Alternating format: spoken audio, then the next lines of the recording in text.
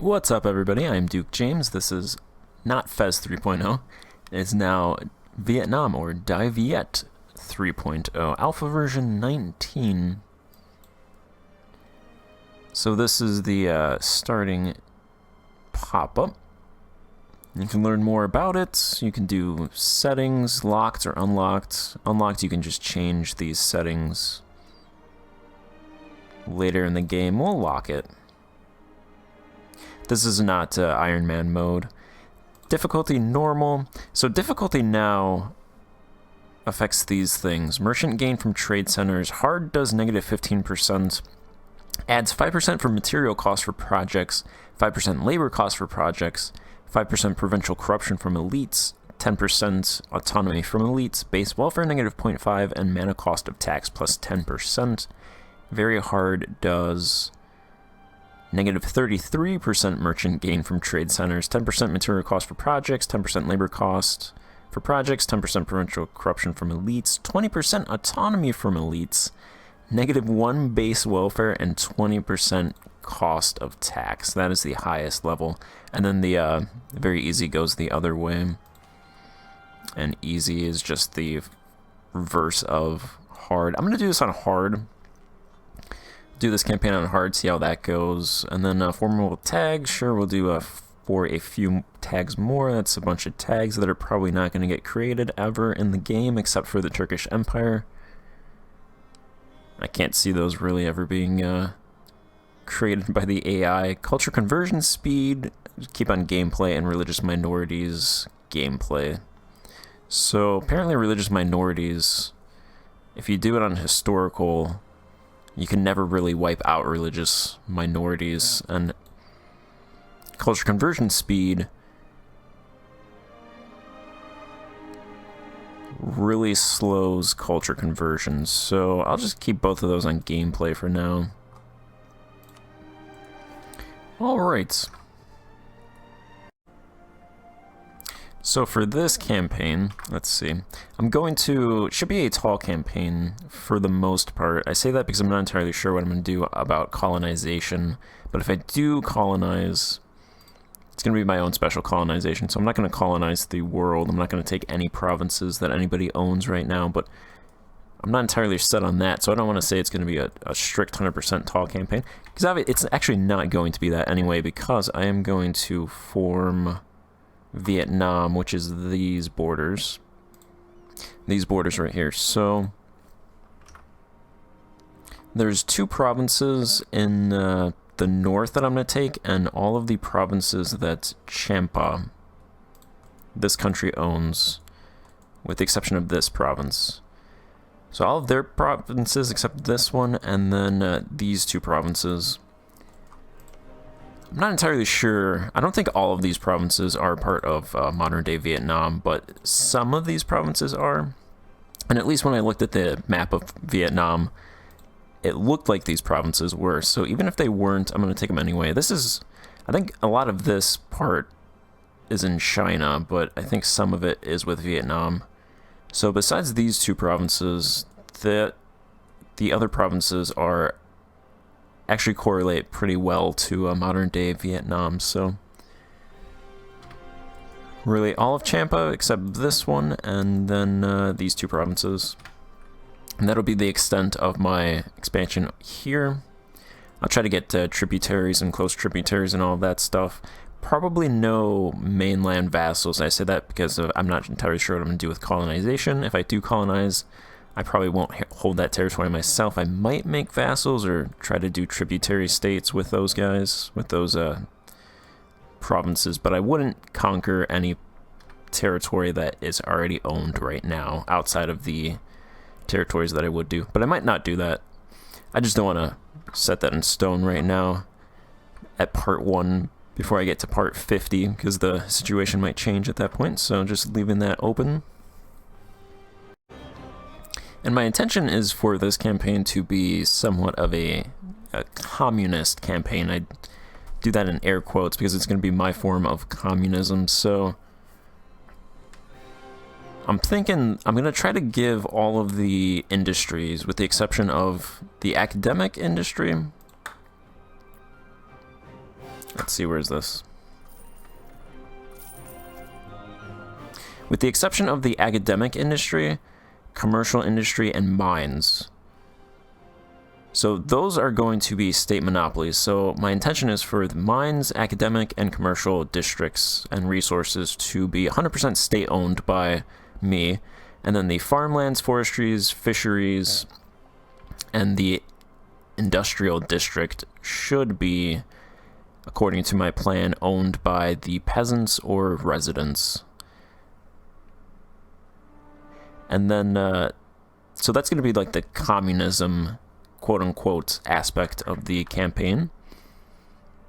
And then I'm going to try to do another thing that's communistic-like by doing 5-year plans. So I'm going to try to improve these industries one at a time over a certain time frame. I'm thinking like 10 years. So all of my investment will go into one specific industry to try to improve that and mirror the 5-year plans that the Soviet Union and other communist countries undertook throughout their histories.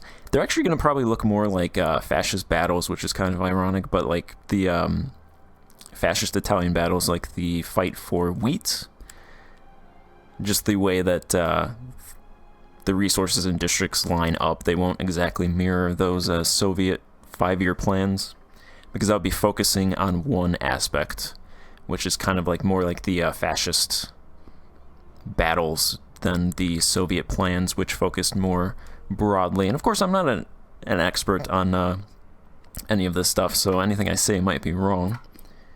Feel free to call me out on it. It's not my intention to be 100% correct or really like teach anybody anything, so if I am wrong, it's like, okay, you can call me out. Probably won't change much. It's always going to be historically correct and know that stuff. Alright, our country.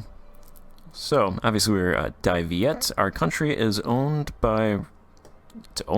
ran by this guy, Huang de Hao Tran. 1357. I believe China invaded Vietnam towards the end of these guys' reign, and that is when the Lei dynasty took over. So these guys are before the Lei dynasty. I'm probably saying that wrong. But this guy is a 333, he's married to a 222, and our heir is a 333. Current ruler is Malevolent. Alright, we don't have any subjects, so that's fine. He's a conqueror. Alright, Liberty Desire, the years of separatism. I'm probably not going to conquer anything in the first 50 years, unless there's a great opportunity to strike, probably against Champa. So these two really aren't that great.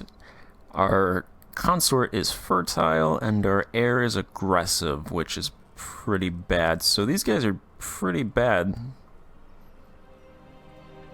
Not great. We are a monarchy and empire rank. It's pretty good. Alright, not much else to say about that. Our accepted culture is kin. People like the culture map mode, so here's the culture map mode. That is the culture map mode. Not much else to say on that. Our rivals are Liang, Yu, and Champa. Liang is up here, Champa is down here, and Yu, I imagine, is a... yeah, it's this Chinese country over here. Alright.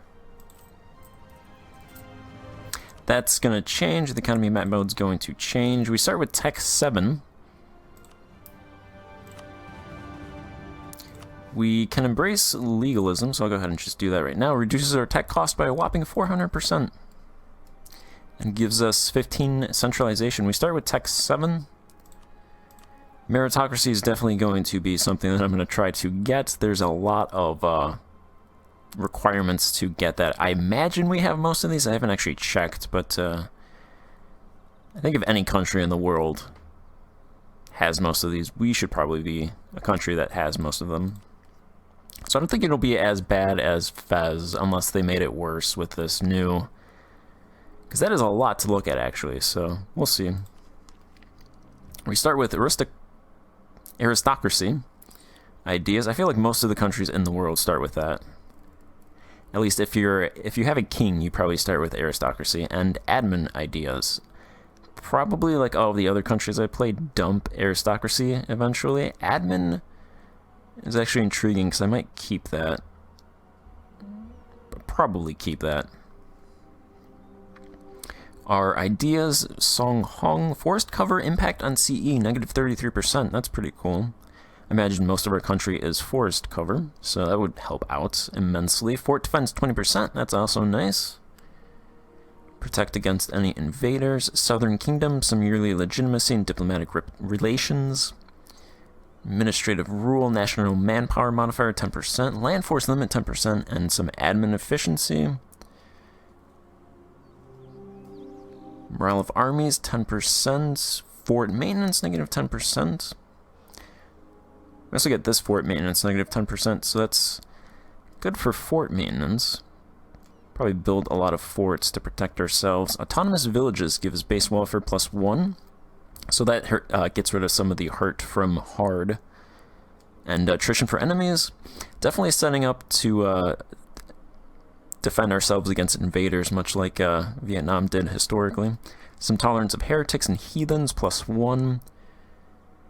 And province war score cost negative 10%, manpower recruitment cost negative 10%. That province war score cost probably isn't really going to help us that much since we're not conquering all that much. We have no ideas, or no missions, which actually really doesn't matter that much to me because I pretty much ignore these anyway because I don't like being pigeonholed into forcing me to go places.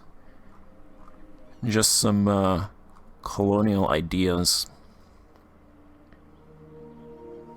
Which again, I'm not sure if I'm going to actually colonize, how that'll work. Here's some decisions. They actually removed the unrest, or the stability reduction ones, so they don't exist anymore. I would have done those, because I liked those. They're pretty good. So I guess I'll just do centralization and aggressive policing. Yeah. Manpower recovery speed.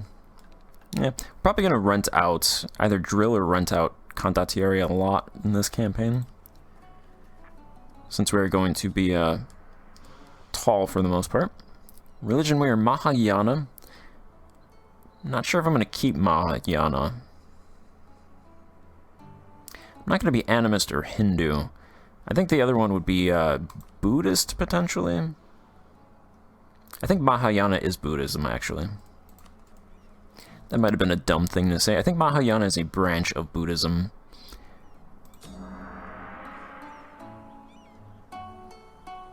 But it's not really telling me anything. Yep.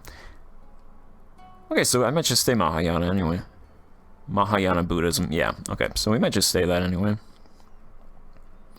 Here's this, force limit's 16, naval force limit's 9, probably not going to use a whole lot of navies. And then these estates. Not sure if these are actually calculated yet.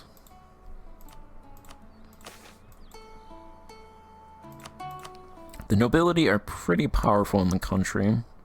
The bureaucrats are also pretty powerful at 40%. Nobility's at 62%. The burghers, clans, and clergy are pretty weak.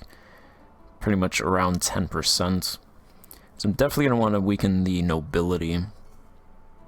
And since I'm going to seize a lot of property from these guys, I was really banking on the reductions over here for unrest. Or not unrest. I don't know why I keep saying unrest. For stability. I guess stability and rest.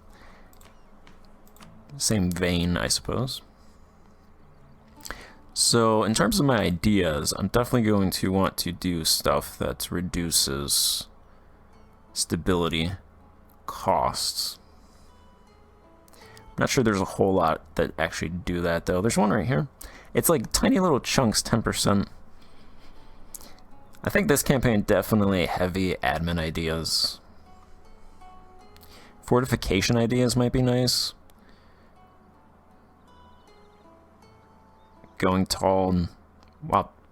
The last fortification idea gives national unrest -3. That's actually pretty powerful. Even if I was expanding, I would want that. -3 unrest. Garrison size plus 30% is pretty nice as well, because then you can use those offensively as well. National garrison growth. -25% fort maintenance is also pretty good. Fort defense 33%. 3 attrition for enemies is pretty good. Fort maintenance on border with rivals, definitely better if you're smaller, because then you'll have rivals for longer. Monthly war exhaustion, I'm not sure if they've done any changes to war exhaustion yet, so as of right now it drops a lot quicker than before, so it's not that huge of a thing to really worry about. So I definitely want to pick fortification ideas eventually. And then good mix of admin ideas as well. So that was my introduction into Dai Viet, a little bit about the country, starting situation. In the next episode, probably look at the more specifics in terms of what we're starting with, what the country has in terms of resources, population, conduct the census, stuff like that, on our way to our first, I'm thinking 10-year plan. We can start our journey into bastard communism. So thank you for watching, and I'll see you in the next episode. Goodbye.